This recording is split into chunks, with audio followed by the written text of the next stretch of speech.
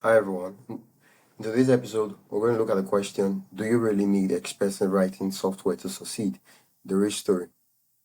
Now, before I tell you a story of me and how I felt about softwares and tools and all those things, I think inherently the reason we look for better tools and all those things, in a way, is because we have shifted the responsibility to the tools. So we're no longer the one responsible for the quality of work that we're putting out. So what I mean is this. Like why is right? If I was using this writing software, my writing would have been crisp, would have been awesome, would have been this, would have been that. And guess what happens? What it just did there, you're like, oh, I'm not as good because I don't have this software. This software is the reason why I'm not a terrible writer. This software is the reason why I'm not writing so well. And yeah, that itself, you've lost control. You're no longer in charge. There's nothing. So you've given away the responsibility to the tool and the software, and so you're no longer able to control anything. And so because you're not able to control anything, oftentimes you don't really get the software on time, and because you don't get the software on time, you might not really write anything. You might not really work on anything. So let me share with you a quick story. I felt, because I've read a lot of works and I saw a lot of writers, they used typewriters to write their manuscript and all that. So I felt I needed a typewriter to write one, two. So I worked towards getting a typewriter. I did get a typewriter. I got one eventually, and when I got the typewriter, I was expecting that I would have this magical feeling of using the typewriter to write. No, like just typing, and the muse would just be speaking to me, and my fingers would just be moving. And when I started using typewriter, I was like, man, how did they do this? First you had to punch like every letter. You have to punch it. Like I'm like, dude, this is manual labor, serious labor. Like I have to think up here and also punch it. I'm like, no, this isn't for me. And I tried doing it. The noise, the sound was just like if I'm writing like this, everybody in the house was aware that I was writing. The typewriter was just like it was like the trouble of an engine that's about to lose air. And what I noticed is that I got a typewriter, but my writing life did not improve. I didn't become consistent. I didn't write more. There was like my productivity did not increase. Nothing. I didn't my writing skills did not improve. Nothing. So what I realized that the problem wasn't always the typewriter all this long. It was me. Now, having a typewriter is great if you have buy it to if you have money to buy it to an upgrade, awesome.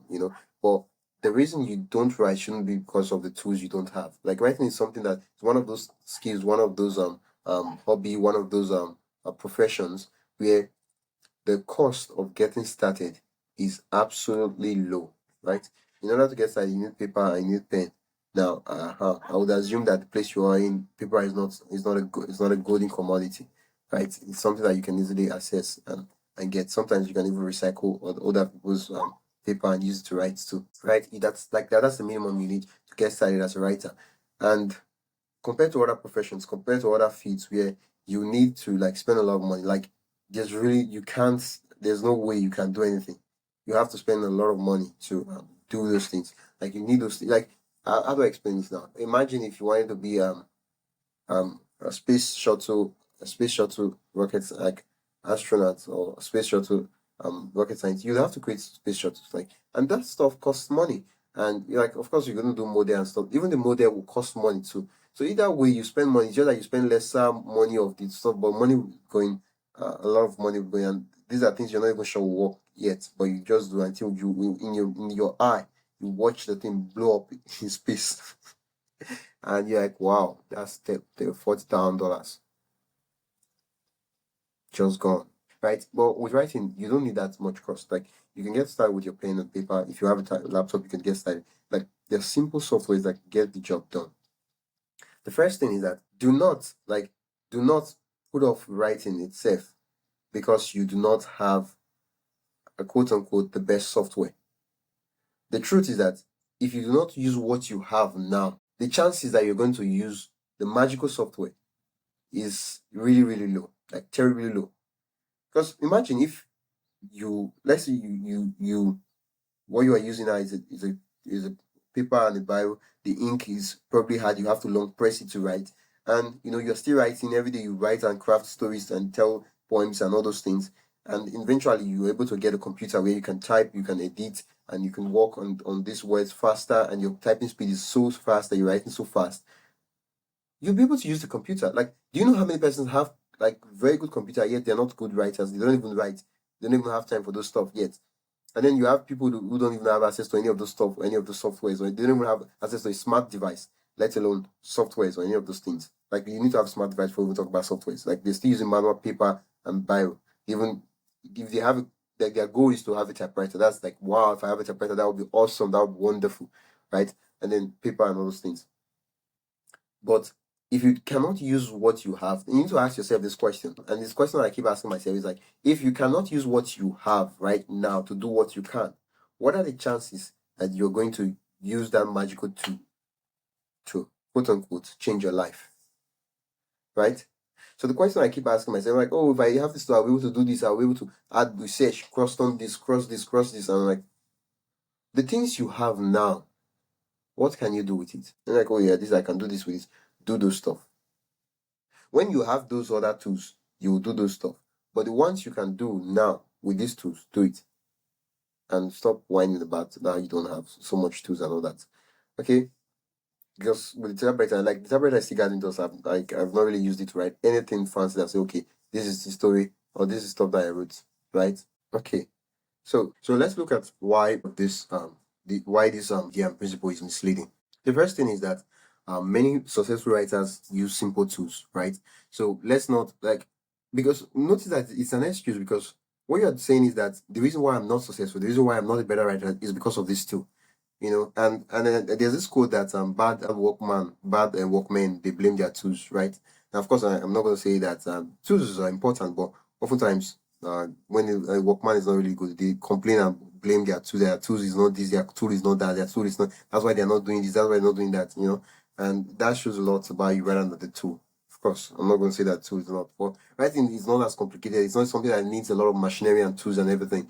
It's a simple. You can write with a pen and paper. You can write with a computer. So you could say, "Oh, I don't have a computer. I don't have no writing." Use a pen and paper, and it's literally very cheap to get one. So the next thing is expensive software doesn't guarantee writing. That better writing doesn't guarantee that anything will improve. I told you about typewriter. Like, I didn't write anything. I wasn't like, there was nothing. Even though I spent money, I didn't have to buy that stuff. Like, there was nothing magical happened, because the thing is that you are not using what you have right now. What do you expect to happen when you suddenly get the magical tool? You expect magic to happen? Nothing. None of such was going to happen, man. So you use what you have now. That's the only reason you can be sure that, okay, when you have those better tools, you'll be able to maximize it and use it to the best of your ability, right? The next thing is that free and low cost alternatives often offer similar features, right? There are a lot of free tools out there. So let's talk about, when I'm now talking about free tools and softwares. So those are the examples of the tools we could be using. Now, of course, there are a lot of fancy softwares that you need to pay subscription per month to use as a writer. But then there are free alternatives. There's Google Docs. It's absolutely free. You can use the rights. It saves your work to the cloud. Now, it doesn't exactly have the bells and whistles of what name of the software is, Scrivener or something like that. Yeah, but you don't need to have Scrivener. Like, imagine writers of old that have been writing. They didn't have software. They were writing with pen or paper. They probably wrote and typed in typewriter.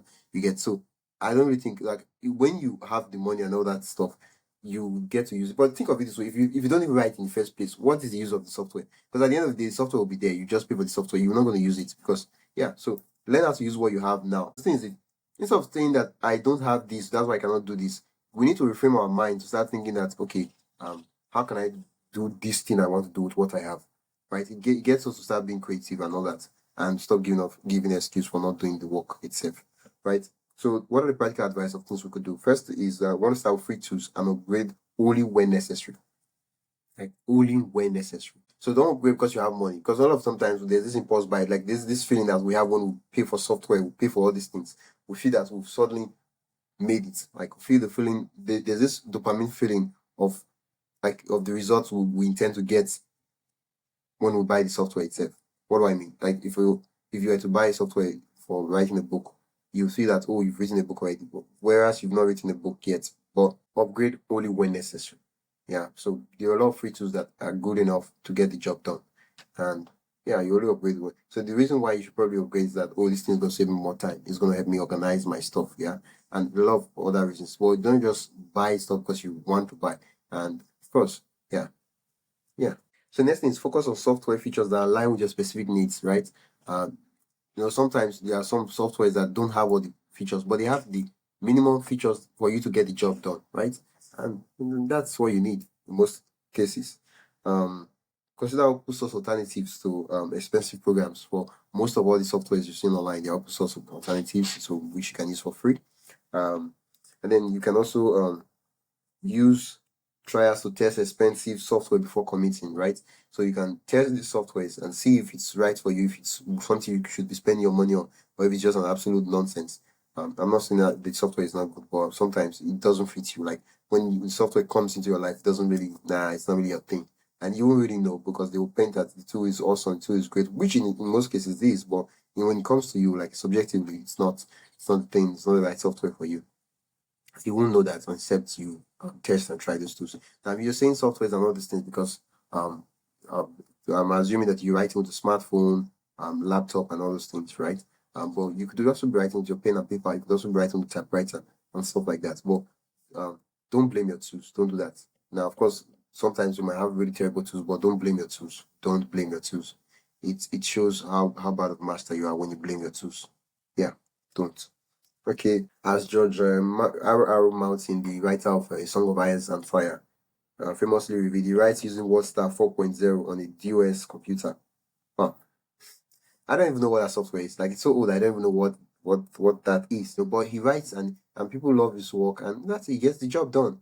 And it's you might probably have the fanciest of software, but at the end of the day, nothing to show for it. So don't blame your tools, right? Don't blame your tools.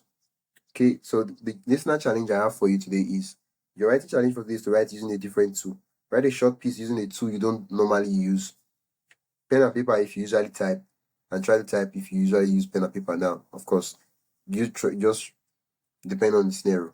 I'm not gonna say type if you use pen and paper, but I assume that you're watching me, you can type. So I just assume, but you know, be flexible and creative. Okay, if you got value from this episode, I'd love for you to follow us on whatever platform you're listening on, and or subscribe whatever name is on the platform you're following, you're watching or listening to this podcast, and leave a review. It helps other writers to discover this podcast too.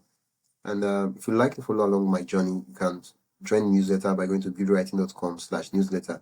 Here you get the updates and of everything I'm working on and things I'm trying and testing out as regards writing and creative writing. Uh, I have been your host, Oyemichi Noakonam. Until next time, keep writing.